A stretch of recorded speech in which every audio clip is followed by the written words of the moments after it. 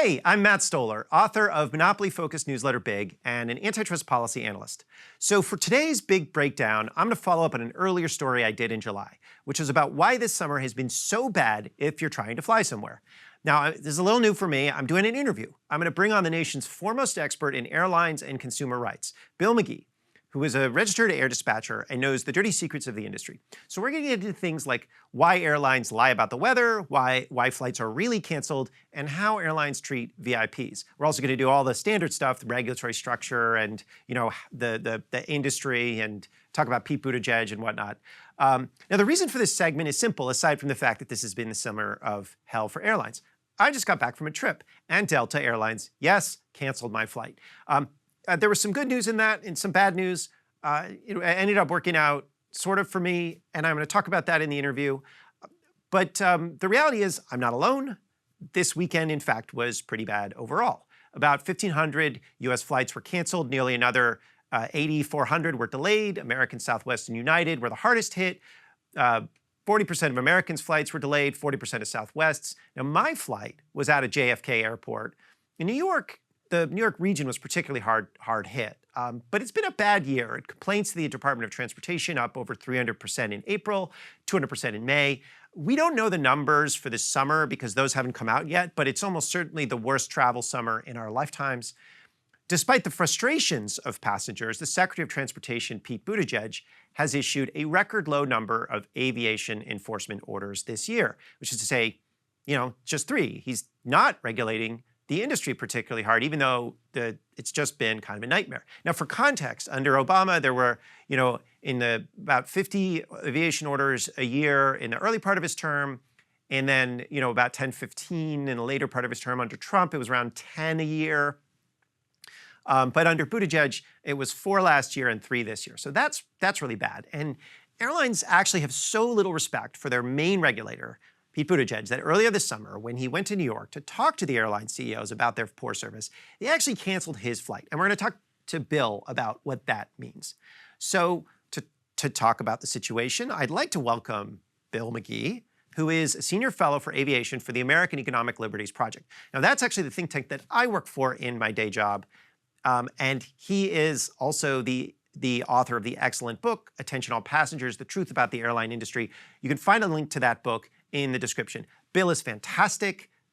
He is, he's just so trustworthy and knows this industry backwards and forwards. So with that, I'd like to bring on Bill to have a conversation about my experience, about, many of your experiences and the airline industry in general. Hey, Bill, it is great to talk to you. So we know each other, and we're actually colleagues, and I've known you for quite a while, and there's no one I trust more on airlines than you, but the audience doesn't know you, and I'm wearing a jacket, which means people trust me, and you're not wearing a jacket, which means you're completely untrustworthy. So tell the people out there why they should believe what you have to say. What's your background in the industry? Who are you? Should I wait for Matt to come in after this guy in the jacket leaves? How are we doing this? Hello, Matt. It's great to see you. As always. I make the jokes here. Oh, sorry about that. I forgot the rules. Okay. What you want to know my background? Okay. Yeah. So I have been around this airline industry, in it, writing about it, advocating about it, working in it for 37 years, which is kind of frightening, since 1985. So I spent 7 years working in the belly of the beast. I didn't work in marketing or corporate communications. I worked in flight operations. So when your flight was canceled, there was a good chance I was the guy that did it to you. But I had good reasons, trust me. So I'm happy to walk you through what I used to do and how airlines work. And I think, it was great training for me. First, I became a journalist writing about the industry, and then I became an advocate advocating for passengers. And I have been inside it, as I said, and I think I know pretty much when the airlines are lying, and I know when they're saying things that are half-truths, and I know when they're mistreating us. And unfortunately, these days, they're mistreating us quite a bit. Okay, so this summer's been really bad. So why are things like so bad? Is it unusual? And just like how bad is it? Just a quick context. There's no question in my mind that this is the worst airline for customer service in the history of the U.S. airline industry. Oh, shit, sorry. Worst airline. I said worst. I meant worst summer. Sorry. There's no question in my mind that this is the worst summer for customer service in the history of the U.S. airline industry, in the entire 108-year history since 1914. I've spoken to many old-timers who worked in the industry much longer than me, and I asked them all, have you ever seen anything like this? And they have said no. And I think it's not just opinion. I think it can be documented. We've never seen the level of flight cancellations and flight disruptions, as the industry calls it, extended delays, that we've seen this summer. But worse than that, we've never seen so many cancellations that took place at the last minute. And that's the part that's absolutely unforgivable. And that's what's inexcusable on the part of the airlines, and that's what's inexcusable on the part of Secretary Buttigieg at the DOT for allowing it to happen. Well, okay, so now I write about this, talk about this, and one of the things that I hear is, and actually I just had a flight canceled, as you know, and one of the things you hear is weather, right? They have staffing shortages and weather, and a lot of times people are like, well, what do you expect? The airlines can't control the weather, and or Secretary Buttigieg can't control the weather. This is just a thing that happens. So walk us through how airlines interact with the weather, whether that's a real excuse, and how that all works. Sure. So this is what I used to do for a living. I'm licensed by the Federal Aviation Administration as an aircraft dispatcher. That meant I worked for an airline. I created the flight plans, and in real time, on a 10-hour shift, I would talk to the airplanes, get them through their flights, talk to air traffic control, make sure everything went well, and then troubleshoot when there were problems. And I can tell you, I know all about weather. I had to go through a 6-month training course.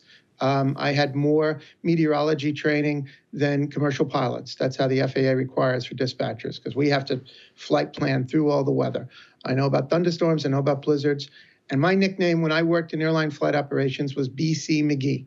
It didn't stand for Bill. It stood for Black Cloud McGee, because I was notorious for bringing bad weather with me. If I had 3 days off, everything was golden. And then as soon as I came back, the thunderstorms would start or the blizzards would start. And people hated working with me. They would reassign themselves.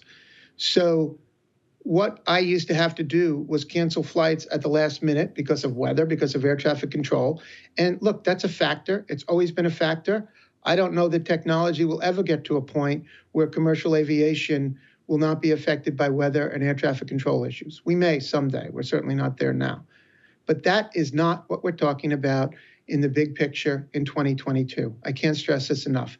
The airlines have been saying for months, every time they have reporters ask them about these massive cancellations, and we are talking tens of thousands of flights have been canceled just since Memorial Day. And they are saying weather and air traffic control. Are those factors? Sure, they're always going to be factors. I mean, here's a news flash. There are thunderstorms in Texas in the summer, right, where there are several hubs in Dallas and Houston, right? There's snow in Chicago in January. Good airlines know how to deal with these situations, and they work around them, and they treat their customers well. What we are seeing is a complete meltdown. We're seeing that airlines are, A, not being truthful in blaming weather for conditions that obviously it's not about weather and it's not about air traffic control. I mean, let's talk about what happened. So you're saying that when you hear your flight's canceled because of weather, the airline may not be telling the truth. Is that what you're saying? There's no question. There's no question. There is a problem here. The Department of Transportation compiles statistics every month on airline flight delays, flight cancellations, all kinds of things. But let's remember, this is a self-reporting system. When I worked in the airlines, I can tell you for a fact that airlines fudge numbers on delays, and it's hard to fudge cancellations, but on delays. And they certainly fudge causes of delays. Now, why is that important? It's not just a matter of truthfulness. You want to know why your flight was canceled. If you're told by an airline that it's due to weather in the United States, that is a big deal. Why is your flight delayed due to weather? Because if you look at what the airlines call a contract of carriage, what they will do for you in terms of compensation and in terms of accommodations is directly related to what the cause of the delay is. So in other words, a weather delay is what the airlines call a force majeure or an act of God. And therefore, they usually wipe their hands of any kind of meals or hotels or any kind of accommodations for you. Now, the one rule the DOT has is if the flight is canceled for any reason, then you're entitled to a refund. That's what happened to me. I mean, the flight, they said it was weather, and therefore they were like, well, we don't you have to stay overnight, but we don't have to take care of the hotel for you. And that was because it was a weather delay. Now, I don't know if it was a weather delay or not. My people I know in New York said the weather was basically fine, but I'm not a meteorologist or anything. But that was in the contract of carriage. It said, okay, you are entitled to a hotel voucher unless it's a weather issue. So you're saying that they're misleading people about the reason for the delay so that they don't have to pay for meals in hotels and things like that. So if you're a consumer, like, what should you do if you have a flight canceled? Like, should you complain to the DOT? Should you, like, what can you do? You can't do much, but it is important to do what you can, because unfortunately, this is the Wild West in the United States. Unlike the European Union, where there are strict regulations on how passengers have to be treated during delays and cancellations, and if they're involuntarily bumped, here in the United States, we are dependent on the airlines themselves. So they have these contracts of carriage, which lawyers call contracts of adhesion because they're one-sided. They're written by and for the airlines, and you're agreeing to them. And I've had people say to me, I didn't agree to it. Yeah, you did. When you swiped your credit card and you bought a ticket, you agreed to what could be a 200-page document. Contracts of carriage are a mess. They're one-sided. They are written in the airline's behalf and not in your behalf. They're filled with legalese. And worst of all, they have what I call mushy language. They have terms in there. They'll say, well, we may do this. I mean, any lawyer will tell you a contract with the word may doesn't mean much. So it says, if your flight is delayed extensively for 4 hours or more, we may give you a hotel. What good is that? What does may mean? It's because the dirty little secret of the airline industry is this isn't America. We're not all created equal as far as the airlines go. Each passenger on that plane has a different value based on all kinds of algorithms that we don't even know half of it probably, because they are tracking how we booked, when we booked, where we booked, how much we paid, how often we book, how often we're on that airline. And then they have this computer-driven algorithm. So if you and I are sitting right next to each other in economy class and our flight is canceled, you might very well wind up with a meal in a hotel and I might sleep on the airport floor.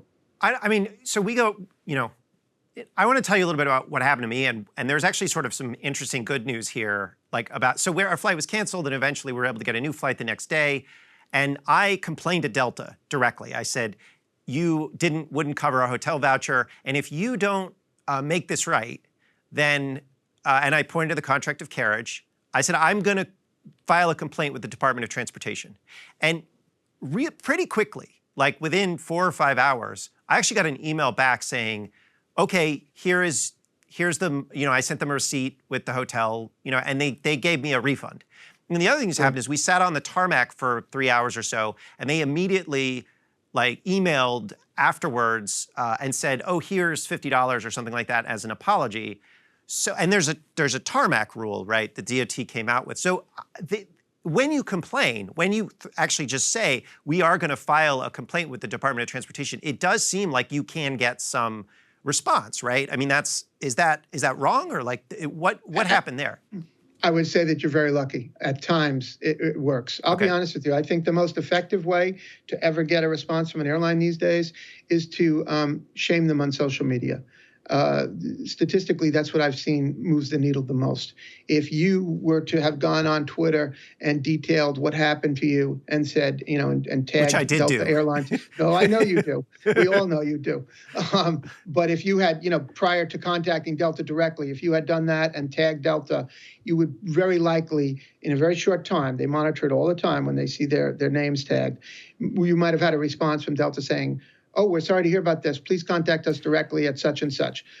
You were lucky, quite frankly, because an awful lot of people have done the same thing that you have done, and they have not gotten their hotel bill compensated. Okay, so let's talk about the regulatory structure of the industry, because that's what's sort of interesting. So you've got Pete Buttigieg as the Secretary of Transportation. What authority does the DOT have, and how is Secretary Buttigieg doing? He's not doing well at all. And unfortunately, he's in a long line of very passive DOT secretaries. But to start with, what can the DOT do actually here? Sure. The DOT has broader powers than it would have you assume if you hear Secretary Buttigieg's interviews with the media. The fact is there is something called an unfair and deceptive practices rule, which gives him very broad powers to act. Now, much of the grief that we've seen this summer with extensive delays, with cancellations, with refunds not being paid, That is either unfair or deceptive or both in most cases. So the secretary could be doing much more. Instead, he is choosing to start rulemakings, which are very lengthy, can take 2 to 3 years at minimum, and they are not retroactive in most cases. And it's kicking the can down the road is what it is.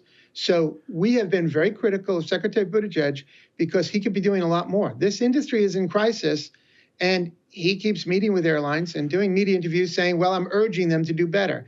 Urging isn't enough. So what's interesting is he met with the airlines, and then when he was trying to fly back from his meeting, his flight was canceled, right? Now, what does that say? I mean, do you think that the airlines knew that they were canceling, the flight of the Secretary of Transportation, or do you think that was just random? There's no question they know when the Secretary of Transportation is on their flight. I can guarantee you that. I am speaking about technology that was 30 years old. When I worked in the industry, we had reservation systems that weren't nearly as sophisticated as they are now. And we knew every time there was a VIP. And I worked for an airline that operated a shuttle between New York and Washington, so VIPs were a daily thing. I mean, I saw ex-presidents, ex-first ladies, sitting congressmen, senators, you name it. And they got treated differently than like you and me. Well, let's say, yes, that is a fact. There's no question about that. But I'm gonna take it in a different direction. Their flight got treated differently. Okay. And when we're talking about the Secretary of Transportation, there is no one in this country that will tell me that the airline that canceled his flight was not aware he was on that flight 24 hours after he spoke to them. Now, what does that mean? There is a flag on a flight. Now, when I worked in dispatch and when I was dispatching flights and I had to make tough decisions on bad weather days and cancel flights and consolidate flights, we were aware of what VIPs were on what flight. So let's say there was a VIP on gate number 3 and the plane on gate 3 had a mechanical issue and the mechanic said it's going to take 4 hours to fix. We would steal the plane from gate 4 and cancel that flight or delay that flight. And that's how we would operate it to protect a VIP. This goes on every day. Now, sometimes you can't protect the VIP, and sometimes things are just so bad that, it's overwhelming and you wind up canceling a whole bunch of flights. But I will guarantee you, in answer to your question, they were fully aware that the secretary was booked on that flight. That's interesting. So members of Congress, the political elites are kind of insulated a little bit from the chaos because of, it's a smart political strategy, I imagine, from the airlines to try to do that. But in this case, was this like a middle finger to Buttigieg, or what does it mean to say, okay, we're just going to cancel your flight? I've spoken to people in the industry who have said that. Yes. I mean, I can't confirm it, but they have said to me that, is it coincidence that 24 hours after he asked them to do better, his own flight was canceled, of all people? Now, I will also say, you mentioned isolation, like, members of Congress, et cetera, may be a little isolated. I'll say this. I think this summer is extraordinary in a lot of ways. And one way is I've been seeing an awful lot of comments on social media from members of Congress who have had their flights extensively delayed and canceled. And that is something that you don't see in large numbers. I really think, quite frankly, it has to do with the arrogance of this industry. I think they believe, honestly, that they are above reproach.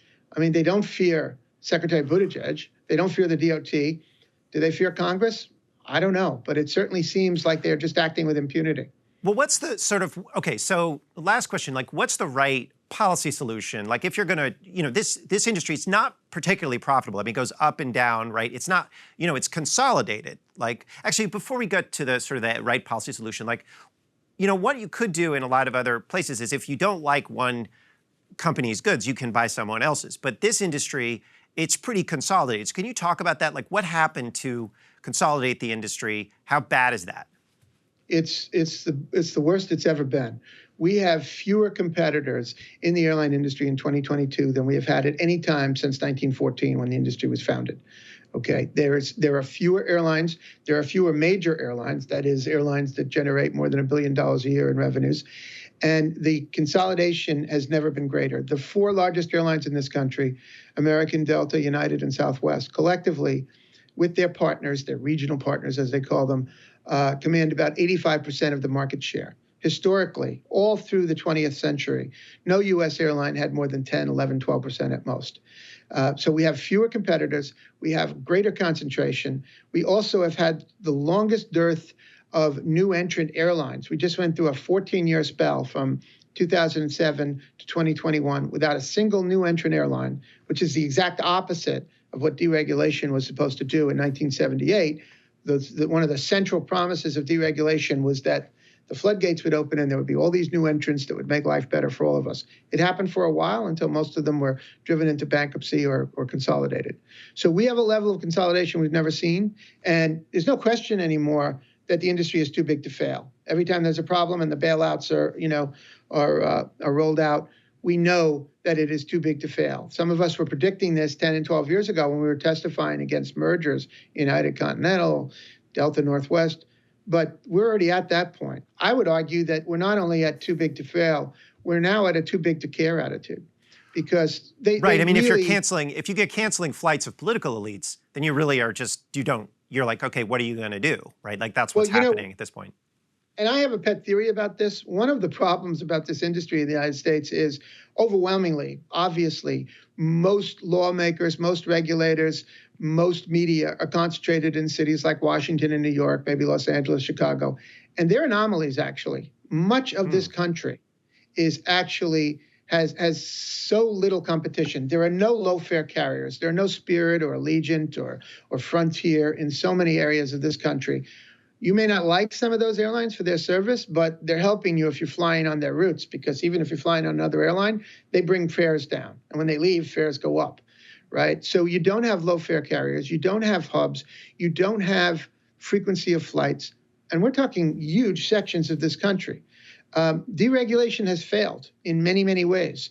But, when I speak to reporters, and let's say they're in New York or Washington, they say, what are you talking about? I just got a $200 fare to Florida. Sure, on Spirit Airlines, because, you're in a market that has that. Much of the country, they're paying 3 or 4 or 5 times as much. Right. And so deregulation did a number of things. Before 1978, we had a government agency that just set prices and routes, right? And just said, if you want to fly from New York to LA, you also have to fly from, Cleveland to Tampa, right? So that everybody in the country gets sort of some relatively equal air service. And it basically made sure that airlines made a reasonable return on their capital, right? So they didn't have an incentive to undermine people's consumer experience because they were going to make a reasonable return regardless of what they did. But deregulation, among other things, it made it it basically, what did it actually do to the industry in terms of consumer protection, right? That makes airlines unusual vis-a-vis every other industry in the country. Well, part of the Deregulation Act in 1978, this is 44 years ago now, was a clause dealing with federal preemption. And what that means simply is that only the federal government will have oversight over this industry. And I don't know if they anticipated in 78 how pervasive that would be, but for the last 44 years, it's been extremely pervasive. And what I mean by that is state courts have virtually no authority over airlines. And anytime you file a suit, as you do with any other industry, any other corporation, you've been wronged, and you file a suit in state court or a class action suit in state court, it will automatically, rubber stamp, be thrown out of court by a federal court because the airlines will cite federal preemption. Same with state AGs, same with state legislatures. So the only recourse that you have is the Department of Transportation, which is institutionally promoting the airline industry. Whereas every other industry, you can actually sue individually, or a state attorney general can bring a case. I mean, we have a huge monopoly problem everywhere, so it's not like there's a lot of consumer rights in a lot of these other industries, but you actually literally can't sue if an airline wronged you, and even your state attorney general or state officials can't do anything about it. The only one that can is the Department of Transportation. Is that right? That's exactly right. And from a consumer perspective, it blows people's minds when I say to them, do you understand you have fewer rights dealing with an airline than you have with virtually any other company in America? So what's the short-term policy solution here and the long-term policy solution?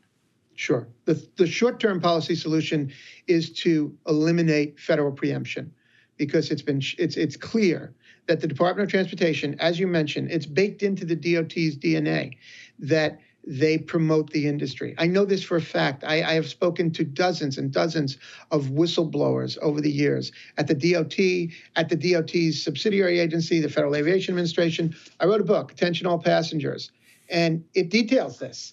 And they will tell me that, an FAA inspector will go out, find a mechanical problem on an aircraft, ground the aircraft, and tell them, you can't fly this airplane until you fix it. And by the time that inspector gets back to their office, their boss is waiting for them and says, hey, I got a call from the CEO of the airline. It's hard to even fathom how institutionally it's baked into the FAA and the DOT that the interests of airlines so often come before the interests of consumers. So it's a regulatory agency that does not work. It is the textbook captured agency. So I agree with that.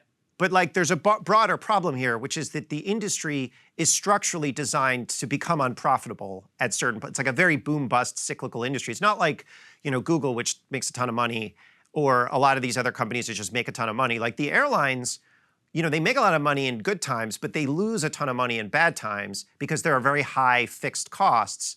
And so part of what's going on is, the old system kind of guaranteed them a reasonable return on their capital. And the new system says you have to squeeze to grab everything you can to prepare for the bad times. And then in bad times, get a bailout. But this is endemic to any sort of industry like this. It happens with railroads. It happens with shipping. It happens with trucking in some ways. It's a characteristic of these industries. So the consumer problem, the regulatory scheme that we have that squeezes consumers is actually driven by the characteristics of a deregulated industry. That's kind of my view of it. I don't know if that's something that you agree with or disagree with, but that's why it's getting, why the squeeze is happening. It's being driven by the rules that we've writ broadly. No question. The bottom line is airlines are a utility. Okay. No different than a cable company, than a phone company, than, the other utilities that we all depend on.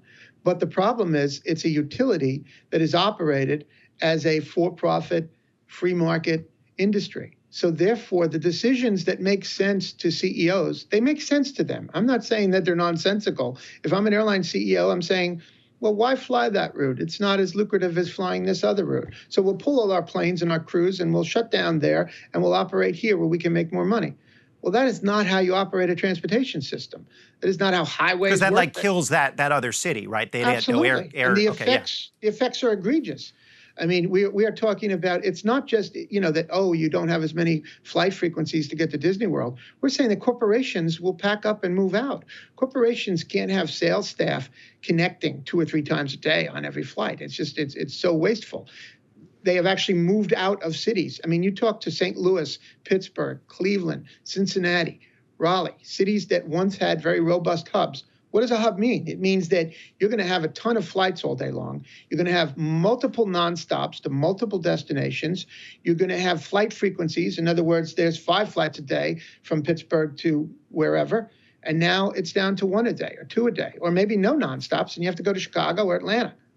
So this is contributing to a whole host of of problems. It's not just like air flights are being canceled. It's killing entire regions economically. And okay, well, so the short-term solution, if I'm getting it sort of right, is to get rid of that shield, to a liability shield, like that subsidy for the airlines that lets them harm consumers and make some extra money that way.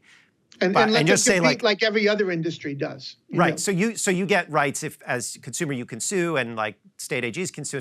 But then long term, we have this problem where we actually have to find a way to regulate the industry like a public utility, as it was prior to 1978. Is that?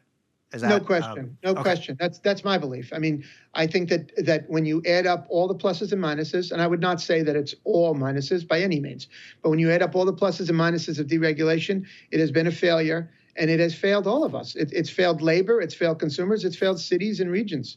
Okay, so I'm gonna end it here, but in the description, I'm gonna put a link to the Department of Transportation complaint page. If you have a problem, you should complain. This does embarrass the airlines, and it may get you some help. And then also you should write your member of Congress and say you want investigation, something to do with the airlines. This is not an insolvable situation. Flight is amazing as a technology, and it's incredible that we have it. So I'm optimistic because I think this summer is giving us the impetus to actually start doing something about this. And I guess I'll leave it there. Bill, what do you think? In your 37 years in the industry, have you Do you think this is kind of like a turning point, this sort of summer of 2022, this summer of hell? Well, as you know, I've been busy since I got here. I mean, since Memorial Day, I've barely been able to catch my breath. But I do think that there's an optimistic side to all this. I completely agree with you. I have never seen the level of anger, and I've never seen anecdotally so many people. My phone blows up every day. People that have nothing to do with airlines or aviation that are texting me and saying, hey, guess what happened to my daughter? Hey, guess what happened to my husband? Whatever. And what can we do? We're stranded in Denver and all of this stuff and the cancellations. And I think that we really should step back and say, this is not an anomaly. 2022, we could have predicted this years ago. This is a convergence of a whole bunch of factors. The airlines have raised cost cutting to a point where they are operating this way. I don't mean in a safety way, operating in such a way that they're at peak capacity 24/7. And so when something goes wrong, it goes very wrong very quickly. When I was a dispatcher, if I canceled a flight, the loads were about 70% on average. So for every 7 passengers, there were 3 empty seats. What did I do? We put those passengers on the next 2 or 3 flights, and then things got straightened out in a few hours. How do you do that when loads are what they are now, the highest they've been since World War II, when airlines were troop carriers? They're in the high 90s now on many routes. So if something goes wrong, unfortunately, you're screwed. I mean, that's why people are sleeping on airport floors. There are no spare aircraft. There are no spare crews. They can't even operate the flights they schedule. So the system itself is it's at breaking point all the time. So I hope that the lessons that we're learning this summer can really manifest themselves in lasting change. All right. Well, listen, thanks a lot for coming on and giving us your perspective. And yeah, I trust you. I believe what you're saying, even though you're not wearing a jacket. And that's how convincing you are. So thanks a lot, Bill. Thank you. Thanks for watching this big breakdown on the Breaking Points channel. That was fantastic. Bill, really enjoyed it. If you'd like to know more about big business and how our economy really works, you can sign up below for my market power focused newsletter, Big, in the description. Thanks, and have a good one. Cable news is ripping us apart, dividing the country, making it impossible to function as a society, and making it impossible to know just what is true and what is false. But the good news is they are failing and they know it.